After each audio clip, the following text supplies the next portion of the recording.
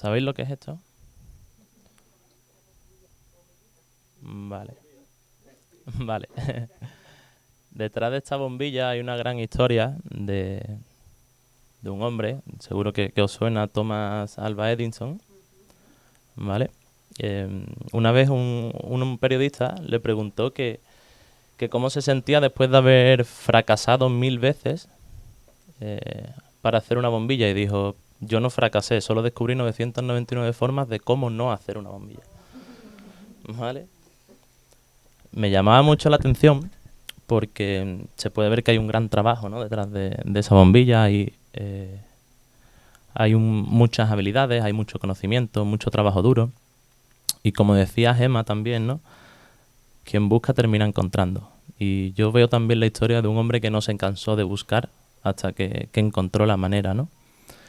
Y para encontrar esa manera, no solo basta con con las aptitudes, con los conocimientos, con las habilidades. Hace falta superarse. Hace falta superar los errores, tener una tolerancia al fracaso, no hundirse. Y eso no lo da el conocimiento ni la habilidad. Eso lo da una palabra que se llama convicción. Thomas Edison tenía la convicción de que iba a conseguir hacer una bombilla y por eso lo intentó una y otra vez. Y después de fracasar la 998, la intentó una 999 hasta que a la 1000 lo consiguió, ¿vale? Le he llamado a la palabra de hoy convicción versus circunstancia, ¿vale? La circunstancia es lo que rodea a una persona o cosa en un momento determinado, ¿vale? Os pongo un ejemplo. Si queremos subir a la planta quinta de un edificio, tenemos la convicción de que podemos hacerlo, tenemos el propósito de hacerlo y vamos a ir subiendo escalón tras escalón, pasando por diferentes circunstancias, pasando la planta primera, donde está el comproro, la planta segunda, donde están los que venden los guantes de boxeo. Vamos a ir pasando circunstancias o pruebas hasta que lleguemos a la quinta planta, ¿vale? Ahí se ve muy fácil, ¿no? Y es como, o sea, está súper claro. Estoy convencido, voy a poder subir, puedo hacerlo en ascensor o puedo hacerlo en escalera, ¿no? O sea, hay un objetivo claro, hay un propósito, hay una convicción y hay una serie de pruebas que vamos superando, pero en nuestra vida muchas veces no tenemos clara cuál es el propósito, no tenemos una convicción suficientemente clara y lo que es peor, no somos conscientes de las pruebas que vamos superando. No somos conscientes de que estamos pasando de la primera planta a la segunda, de la segunda a la tercera. No somos conscientes de que hay un escalón detrás de otro y que es necesario levantar el pie para ponerlo encima. Hay veces que pasamos por las pruebas sin darnos cuenta hasta que la hemos superado.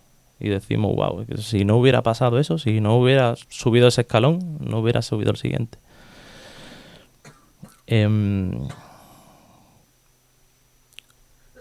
Quiero resumir las pruebas en 3 tipos, para hacerlo más sencillo, ¿vale? Dependiendo de la circunstancia por la que se crean esas pruebas, ¿vale?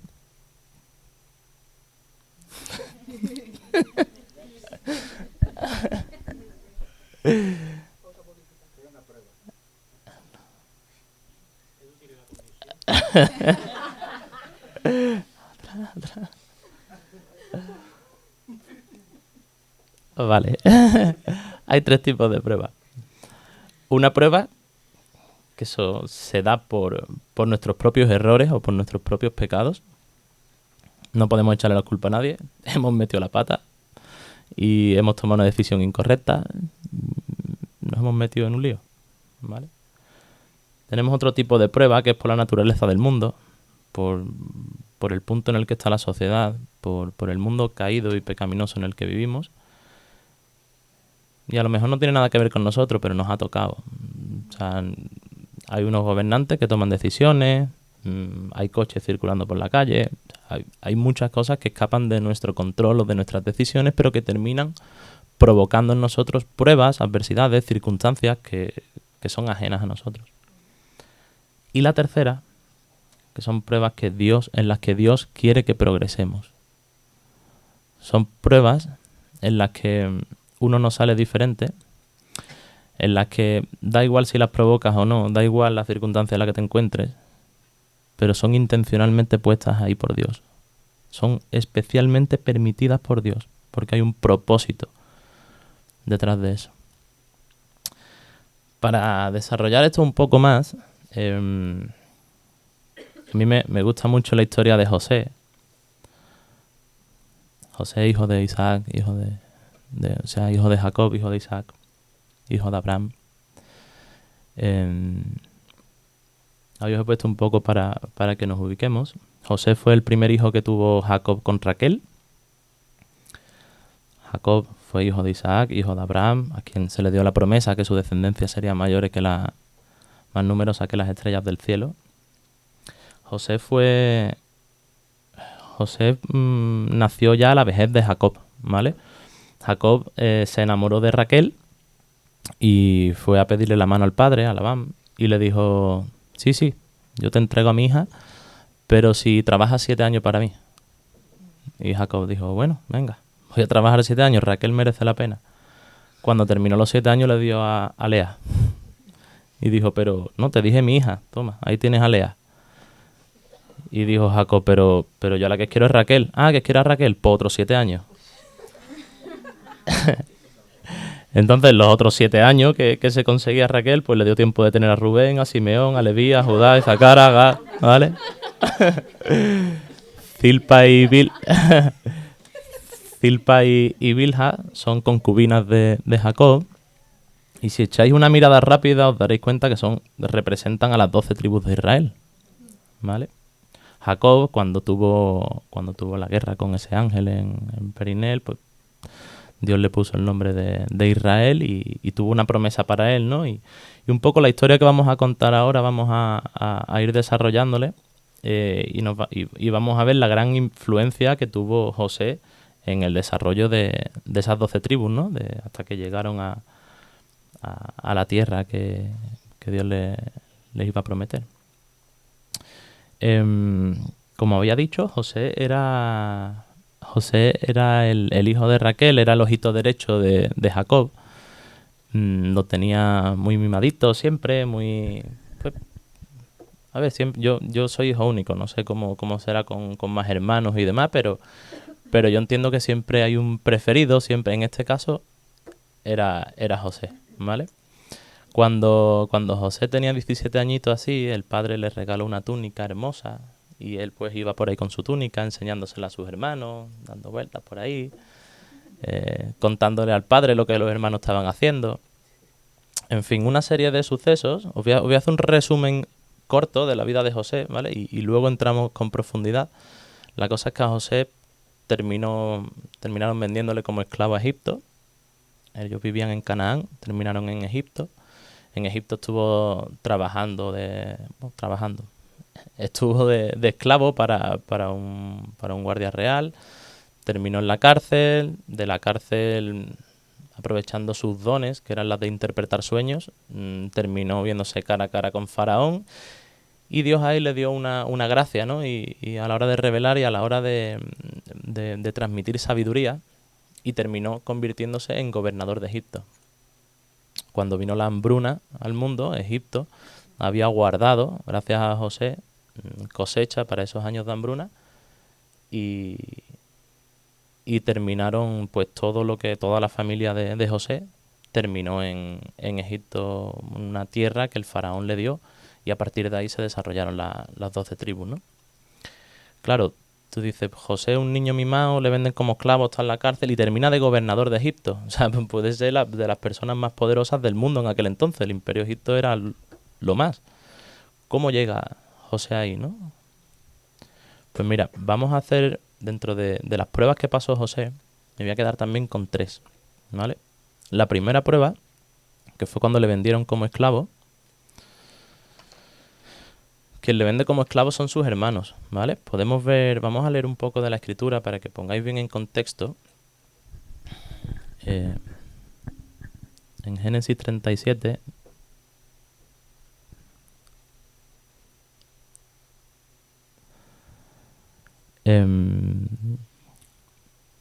anteriormente a esto, hay una... Ahí está.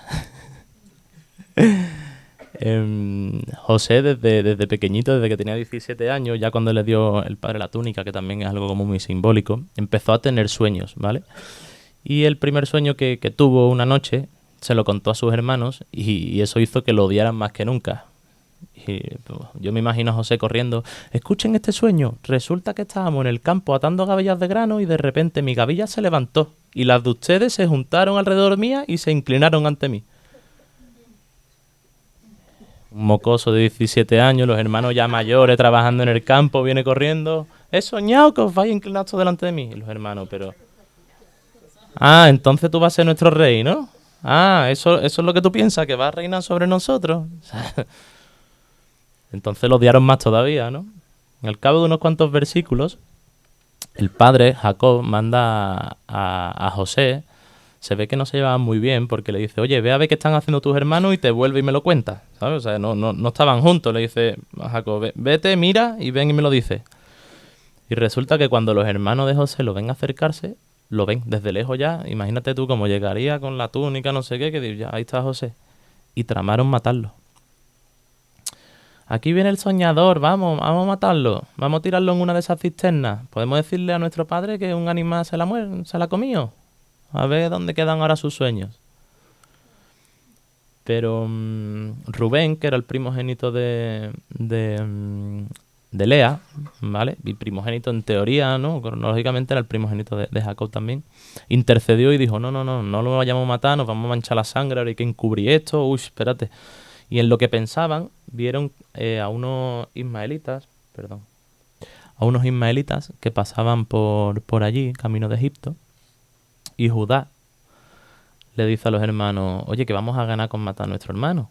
Tenemos que encubrir el crimen. En vez de hacerle daño, vamos a vendérselo a estos mercaderes. Después de todo, es hermano nuestro, así que se pusieron de acuerdo. Rubén había dicho que no lo mataran, que lo dejaran ahí y tramaba ir luego y rescatarlo. Pero cuando Rubén se alejó, Judá dijo, oye, pues lo vendemos, nos ganamos unas moneditas, no nos ensuciamos las manos y nos quitamos a este tío que está aquí dándonos envidia, con los sueños que tiene, vigilándonos. Lo vendemos y lo sacaron de la cisterna, lo que lo habían metido, y lo vendieron por 20 monedas de plata y se lo llevaron para Egipto. De los tres tipos de circunstancias, de los tres tipos de orígenes que habíamos hablado antes, por errores propios, por la naturaleza del mundo o por Dios, ¿creéis que tiene algo que ver con un error propio? ¿No creéis que puede ser un error propio del propio José que haya cometido un error?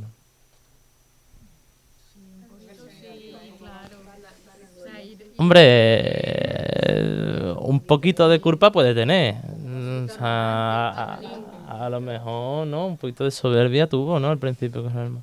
Por la naturaleza. La naturaleza humana de los hermanos, la envidia que tuvo, ¿no? El vamos a quitarlo de en medio, esa ira. ¿Creéis que Dios va a tratar con él? Sí, por supuesto.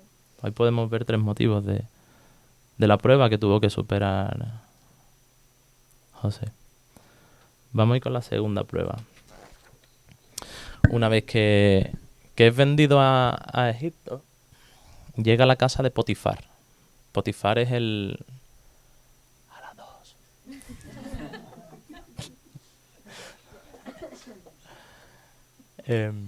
Le acusaron injustamente de seducir a la mujer de Potifar. Cuando llega a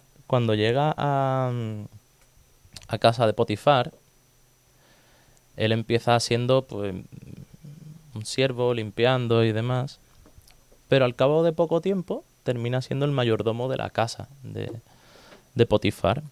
Y cuando ya se hizo un poquito más mayorcito José, se ve que estaba de buen ver el muchacho. Y la mujer de Potifar empezó a echarle el ojo. Y podemos ver en la escritura que dice...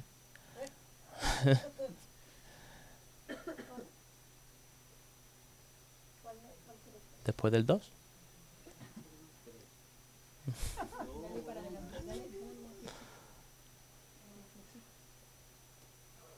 Eso, gracias a Dios. La esposa de Potifar pronto comenzó a mirarlo con deseos sexuales. Ven y acuéstate conmigo, le ordena. Pero José se negó. Mire, le contestó, mi amo confía en mí y me puso a cargo de todo lo que hay en su casa. Nadie aquí tiene más autoridad que yo. Él no me ha negado nada, con excepción de usted, porque es su esposa. ¿Cómo podría yo cometer semejante maldad? Sería un gran pecado contra Dios. Cierto día, sin embargo, José entró a hacer su trabajo y no había nadie más allí. Ella llegó, lo agarró del manto y le ordenó, vamos, acuéstate conmigo. José se zafó como pudo, pero se le cayó el manto en manos de ella. Entonces ella, cuando vio que tenía el manto en las manos y que él se había ido corriendo, empezó a llamar a los siervos. ¡Ay, mira, el muchacho este que me han traído aquí me ha intentado hacer cositas! Vamos, esto es horroroso. Y José se fue corriendo ante esa tentación, ¿vale? Luego cuando llegó Potifar, pues claro, ella le contó su versión y dale para adelante. Cuando ella se queda con el manto, espera que llegue y claro, le dan la evidencia de que, oye, mira, el manto está aquí, este esclavo que tú me has traído, vamos, fatal.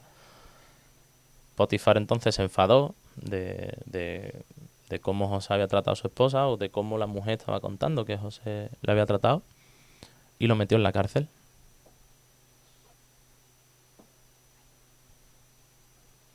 ¿Hay error propio ahí? ¿Tuvo algún tipo de culpa José?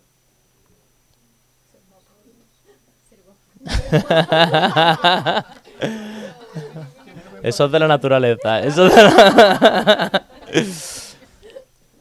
decir, en la siguiente prueba parece que él ya no está cometiendo tanto error. Cuando podemos ver que cuando ella le insiste, le dice, no, me ha dado derecho sobre todo menos usted. Además, esto es pecar contra Dios, ¿no? O sea, vemos ya un comportamiento diferente. ¿Hay naturaleza pecaminosa? ¿Creéis que Dios le va a tratar? Vale. Ya estamos viendo un cambio en el comportamiento. Ya no hay error propio. Ya estamos avanzando. ¿Vale? La última prueba. Cuando lo meten en la cárcel, él empieza igual. O sea, empieza cuidando de todo, siendo un buen preso. Y al poco tiempo le hacen responsable del resto de presos. Y un día, podemos ir leyendo también, Edu.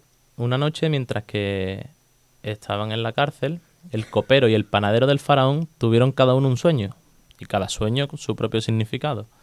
Y cuando José lo pasa por allí, le dice, los ve preocupados, dice, oye, ¿por qué estáis preocupados? No, es que anoche tuvimos 2 sueños. Lo que pasa es que nadie nos dice lo que significa. Y le dice José, la interpretación de los sueños es asunto de Dios. Vamos, contadme lo que soñaron. Y le dijo, bueno, el sueño le contó, ¿no? Que había soñado con 3 vid, el otro había soñado con tal. No voy a entrar en mucho detalle porque tampoco tiene mucha relevancia. Lo cierto es que le dio la profecía, ¿no? Le reveló el sueño, le dijo al copero, ¿no? Porque al panadero le dijo que le iban... Pero al copero le dijo, dentro de 3 días el faraón te levantará y te pondrá nuevamente en tu puesto como jefe de sus coperos. Y le dice luego, te pido que te acuerdes de mí y me hagas un favor cuando las cosas te vayan bien. Háblale de mí al faraón para que me saque de este lugar, pues me trajeron secuestrado desde mi tierra, la tierra de los hebreos, y ahora estoy aquí en la cárcel aunque no hice nada para merecerlo. 3 días después, ¿vale? Fue el cumpleaños de Faraón. Bueno, a este hombre lo soltaron, ¿no? Tanto al copero como al panadero. Lo soltaron y al jefe de los coperos lo restituyó, ¿vale? Cumpliéndose así lo que había dicho José. Pero al jefe de los panaderos lo atravesó con un poste, como también había predicho José. Y dice el versículo 23. Sin embargo, el jefe de los coperos del faraón se olvidó de José por completo y nunca más volvió a pensar en él. Otra prueba. Parecía que iba a tener una posibilidad ahí de salir de la cárcel y tal, y el copero se olvida de él. ¿Es culpa de José?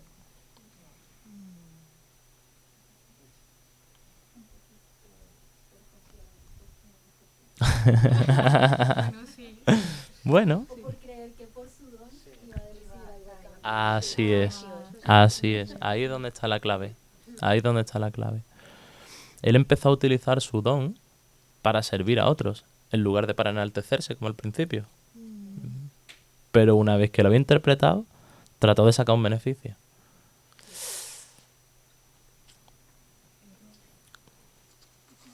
¿Creéis que Dios va a tratar a José estando en la cárcel?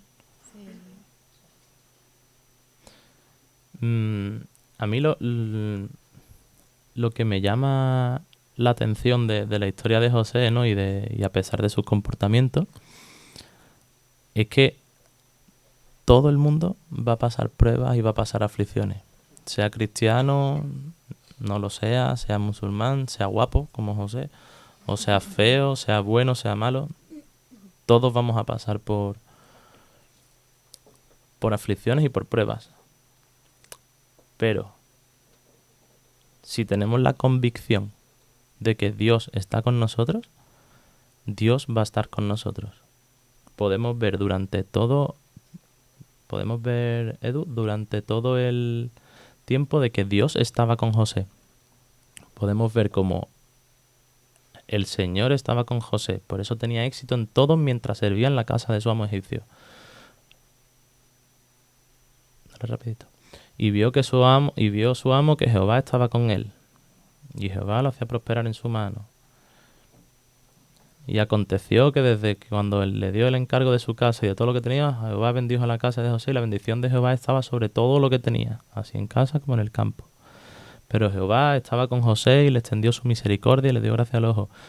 No necesitaba, o sea, durante todas las pruebas, ya sea siendo vendido como esclavo, ya sea siendo acusado injustamente, sea estando en la cárcel, Dios estaba con él.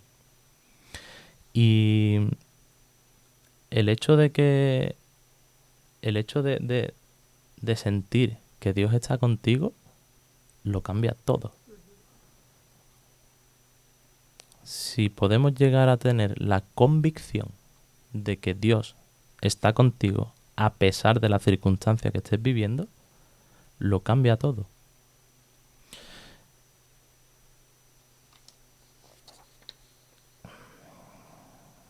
El hecho de que Dios esté contigo también me hace ver, como dice en 1 Corintios capítulo 10, versículo 13,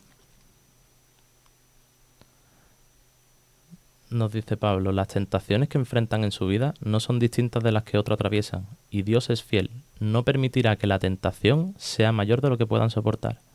Cuando sean tentados, Él les mostrará una salida para que puedan resistir. O sea,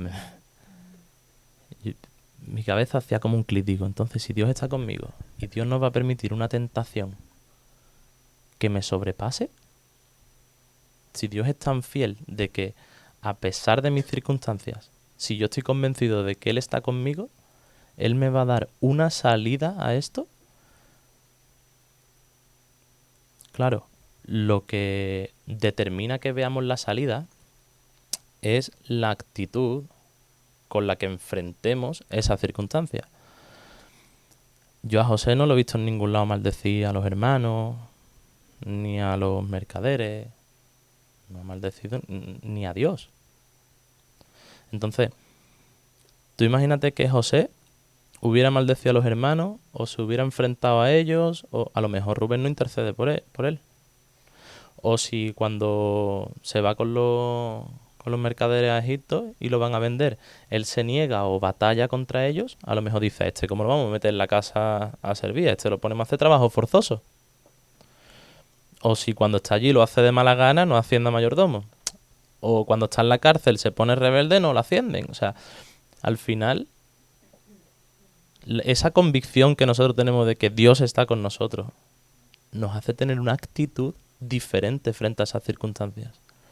Y el tener una actitud diferente a esas circunstancias es lo que nos da la salida. A José le dio salida cuando él mostraba una actitud positiva. Cuando él mostraba una actitud de agradar a Dios. Y por agradar a Dios no le falló a Potifar. Porque él decía, es un pecado contra Dios si yo me acuesto con la esposa de Potifar.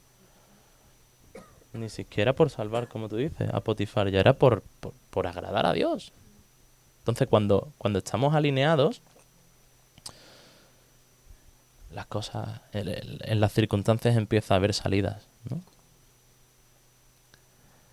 Hay una otra cosa que, como hemos dicho en todos, ¿no? En todas las pruebas, ¿no? Que hemos preguntado al final, ¿tendrá Dios propósito para esto? Y todos decíais, sí, seguro, claro que sí. Cuando estás en el colegio, en la universidad, y un profesor hace un examen, no hace un examen para suspenderte y para humillarte. Te hace un examen para que una vez que tú hayas comprendido la lección, la superes y vayas a por la siguiente lección. Pues con Dios es igual. Dios lo que quiere es que nosotros vayamos creciendo espiritualmente y vayamos superando las pruebas, porque el superar las pruebas es lo que nos va a hacer tener mayor fe, tener mayor resistencia. Como dice Romanos 5, también nos alegramos al enfrentar pruebas y dificultades, porque sabemos que nos ayudan a desarrollar resistencia. La resistencia... Dale. Y la resistencia desarrolla firmeza de carácter, y el carácter fortalece nuestra esperanza segura de salvación. Y esa esperanza no acabará en desilusión, pues sabemos con cuánta ternura nos ama Dios, porque nos ha dado el Espíritu Santo para llenar nuestro corazón con su amor. Yo creo que la fe es revelada cuando eres probado. Cuando las adversidades acrecientan tu fe, tú empiezas a desarrollar una paciencia, empiezas a desarrollar una dependencia de Dios, empiezas a tener una comunión con Dios en la que la circunstancia empieza a perder fuerza. Empiezas a creer más en Dios y en lo que Él tenga preparado para ti que en lo que está pasando alrededor. Lo hemos cantado antes con Pablo y Silas, ¿no? Ellos estaban ahí adorando al Señor y las cadenas les fueron rotas. A ellos les daba igual, que a saber en la cárcel que estarían, al fondo del todo, encadenados, llenos de ratas, aquellos, adorando al Señor. Y fíjate tú, estaban más seguros de su convicción que de las circunstancias en las que se estaban encontrando.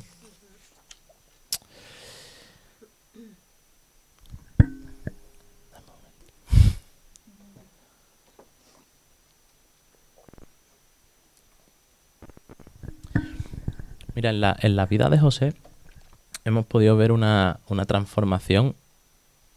No, tranquilo. En la vida de José hemos podido ver una transformación brutal, ¿vale? Le tocó empezar de nuevo varias veces. ¿Quién no conoce a alguien que se haya ido de una vida cómoda con su papi y su mami, que le daban de todo, y se ha ido a otra ciudad o se ha ido a otro país y todas las comodidades que tenía en su casa la ha tenido que dejar? Y ha tenido que hacer trabajos que nunca se imaginaba que tuviera que llegar a hacer. Tuvo que lidiar con la tentación sexual. ¿Quién no ha sufrido tentaciones sexuales? Es la única tentación que Dios nos dice, huye. No nos dice resiste, ¿eh? Ahí no nos ponemos chulos, ahí no es resiste. Ahí huye. Y es lo que hizo José. Huyó. Se le olvidó hasta el manto. O sea, huyó directamente. También contuvo la ira. O sea, yo me imagino con los hermanos, con la esposa de Potifar, con el copero, que se olvidó de él. ¿A quién no le han entrado ganas de coger cuello a alguien? Pero se aguantó. Y tuvo que esperar en la cárcel durante 2 años hasta que se pudo poner delante de Faraón y salir de la cárcel. ¿Quién no ha perdido la paciencia mientras que espera algo? ¿Quién no está esperando un trabajo, un documento, una novia, un hijo? Todo el mundo espera algo. Y en esa espera es donde Dios más transformó a José. Mira, Para ver la transformación de él, vamos a ver cómo utilizó el don José. La primera vez que utilizó el don, ¿os acordáis? Se enalteció a sí mismo. Fue a los hermanos a decirle, mi varilla se va a poner y estoy inclinado hacia mí. Además después se puso chulo y a los padres también dice, había un sol, una luna, 11 estrellas y yo. Y estoy inclinado. Y el padre y la madre, pero chiquillo, cuando dice, ¿qué está diciendo este? El padre se quedó, la escritura lo dice, quien quiera que mire por ahí, porque es interesante porque dice que Jacob se quedó meditando. Claro, Jacob venía de herencia de soñadores, de Abraham, de Isaac, eran grandes soñadores y tenían una palabra y era su ojito. O sea, Jacob sí se quedó así más pensando, pero los hermanos y la madre dirían, ¿este tío? La segunda vez que usó el don, ya ahí cambió la cosa, porque ya no lo hizo para beneficio propio. Bueno, no lo hizo para enaltecerse, por lo menos. De primeras lo hizo para empatizar. Empatizó con el copero y el panadero y les reveló el sueño. Ya yo ahí veo un salto, ¿no? Cualitativo, ¿no? Lo que pasa es que luego, cuando vio que había bendecido al otro, pues le pidió bendición para él, ¿no? Y es lo que habíamos leído antes. Te pido que te acuerdes de mí y me hagas un favor cuando las cosas te vayan bien, ¿sabes? Yo te hago el favor, pero de manera interesada. Eso no es lo que quiere Dios. Y la última vez que utilizó el don fue 2 años después del cumpleaños del faraón, donde al copero se le restauró. Y fue porque el faraón tuvo 2 sueños y soñó que había 7 vacas flacas que se comían a 7 vacas gordas y que había una raíz de la que salían 7 espigas gordas y 7 espigas secas. Y estuvo preguntando y nadie, ningún brujo de aquella época, ningún sabio, nadie sabía descifrarle el sueño.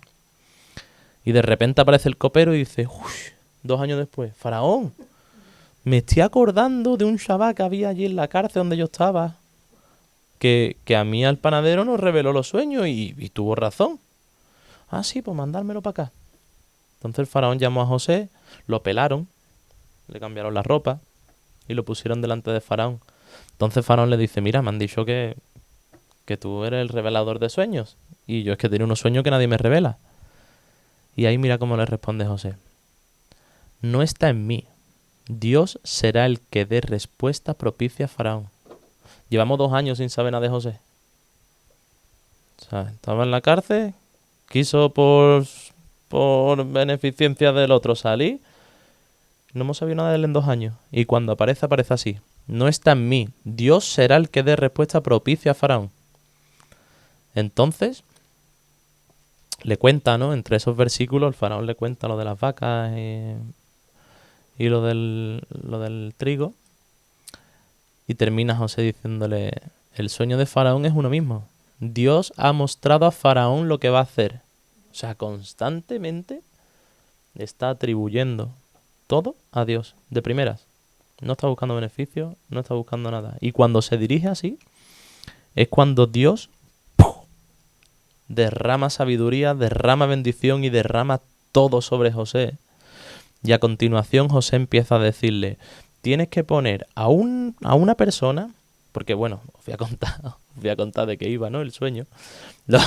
Lo que le estaba contando, lo que le estaba diciendo Dios a faraón, era que iban a venir 7 años de prosperidad y abundancia, seguidos de 7 años de escasez.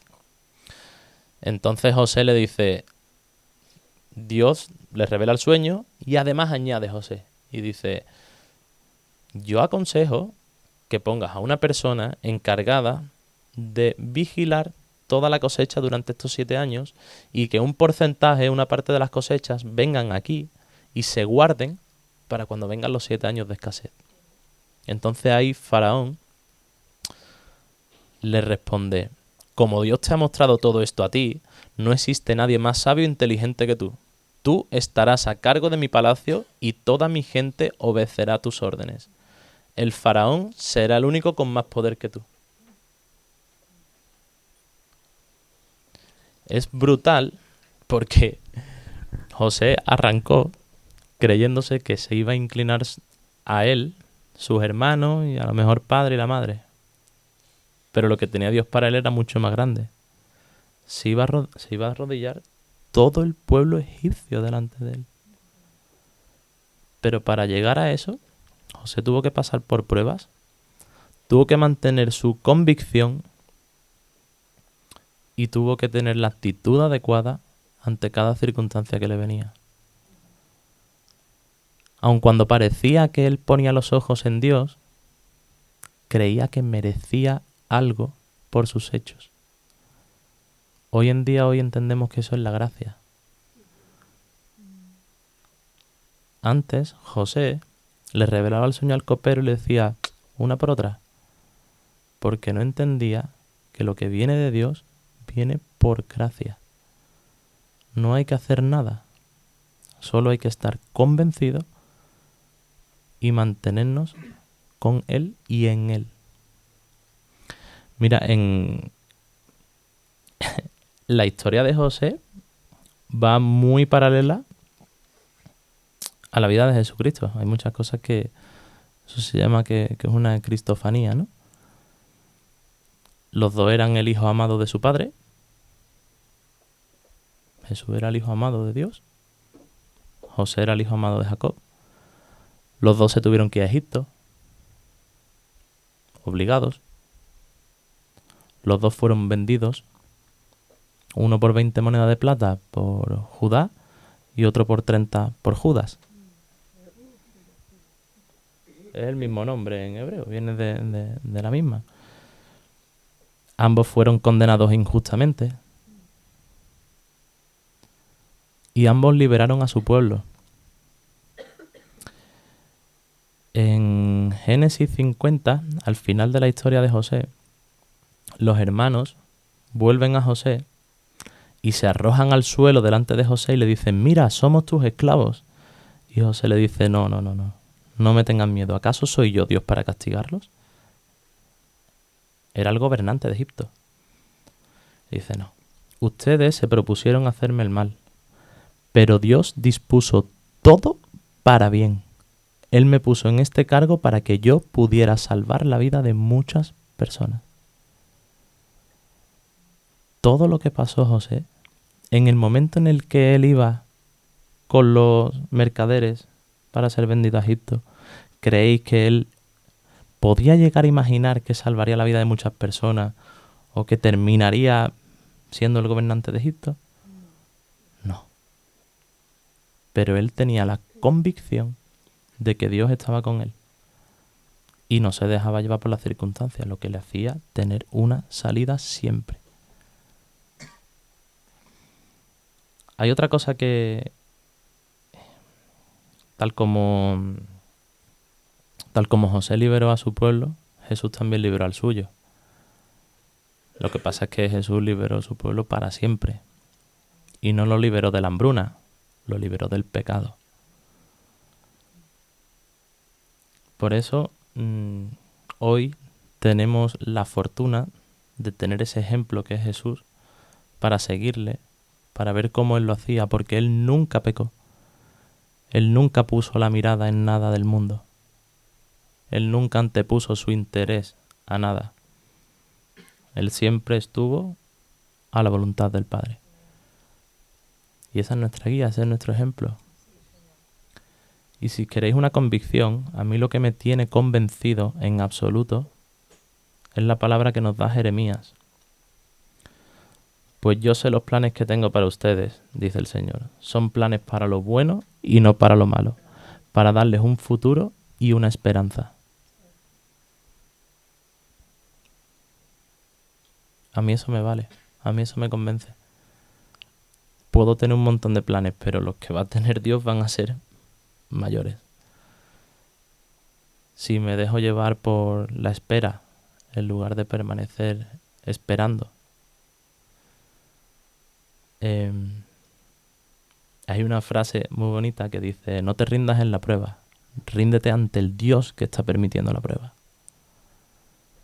Entonces puede ser duro, puede ser largo, pero mira, esta tarde cuando estaba cogiendo la bombilla para traerla, cuando estaba cogiendo la bombilla para traerla, o sea, era por la cosa del Edison, ¿no? Pero me ha hecho pensar, ¿no? Y al final las circunstancias son las cosas que están rodeándonos, ¿vale? En un momento determinado. No son nuestra identidad, no son nuestro futuro, no nos pertenecen, sino que son las cosas que nos están rodeando, las circunstancias que tenemos ahora mismo, en un determinado momento, ¿vale? Pero la convicción es algo nuestro. Entonces yo miraba la bombilla y digo, wow, es como si la convicción fuera el filamento y lo que es el vidrio, lo que envuelve a la bombilla, son las circunstancias. Y me quedé pensando, ¿cómo funciona la bombilla, no? Digo, al final tú le metes corriente a la bombilla, al filamento, y lo que es el vidrio brilla. Digo, ¿y si le meto electricidad al vidrio? ¿Brillará? No. Entonces, si el filamento es nuestra convicción, es nuestro corazón, es en lo que creemos y lo que nos mantiene firmes, y el cristal es la circunstancia que nos rodea, ¿dónde queréis meter la corriente? ¿Dónde vais a poner la atención? ¿Dónde vais a poner la mirada? ¿A qué le vais a dar chicha? ¿A qué le vamos a dar chicha? ¿Al filamento, a la convicción? ¿O al cristal, a las circunstancias? Si nosotros le damos corriente a las circunstancias, no va a brillar. Se va a quedar apagado. Pero si le damos corriente al filamento, vamos a hacer que nuestras circunstancias brillen. Y eso es lo que le pasó a José. José cogió sus circunstancias, se mantuvo convencido, puso toda su atención en el filamento, en la convicción, y sus circunstancias brillaron. Así que os animo a coger vuestra bombilla y a encenderla.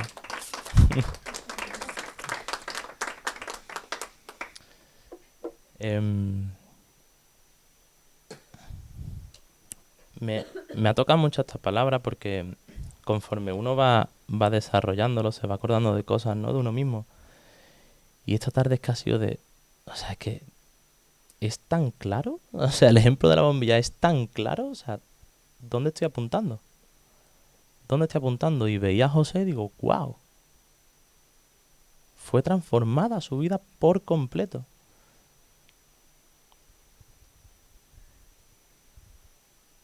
No sé si alguien quiere comentar algo.